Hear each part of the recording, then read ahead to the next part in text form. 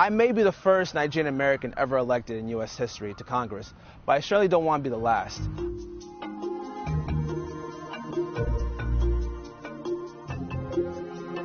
So my role as a U.S. representative currently is unseated. What that means is that we don't have a say in our lawmaking process. We cannot vote on national policy. We cannot have our say in terms of final yeses or no. However, we do have influence. With opportunities like this, we can speak out to the people. We have an elevated platform to really make sure that all Americans and just all citizens of this world realize what's going on in Washington, D.C. Although politics was not always in the plan, leadership was. I come from a family of leaders. My grandmother, Phoebe Ajayobe, was the second female to be senior advocate in Nigeria.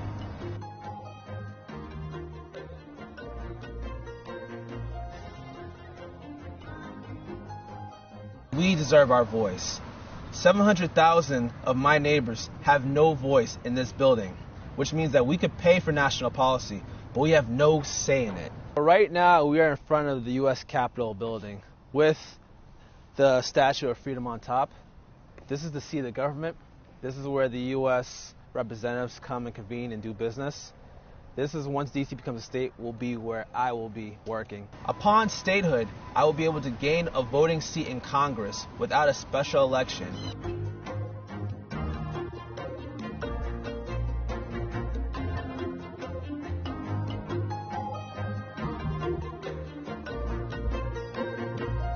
It's a tale of two cities. I live in a very underserved community where we lack in resources, we lack in hospitals, we lack in schools, we lack in transportation.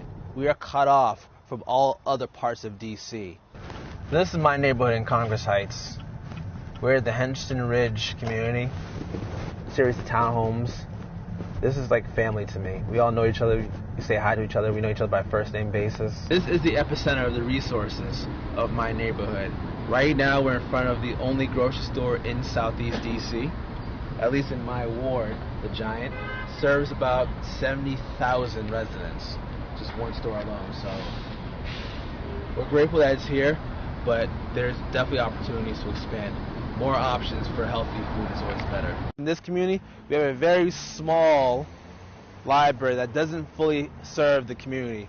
What we're trying to do is find a new location and some funding to actually restore some of our infrastructure here and be able to educate and be just a full-sounding library that we deserve in our community. So in the immediate future, I want D.C. to become a state. If we mobilize people outside of D.C. as well as educate the community in D.C., I believe we can get D.C. statehood within the next 5 years. That's my goal. Not a lot of Africans are involved politically. However, with this race, I hope more of us decide to take that route. I'm here to make sure that we get our voices out. But more importantly, people that come from my background, the Nigerian Americans, the African Americans, the millennials, the black people who don't see themselves in Congress. I want to be the beginning of creating that voice.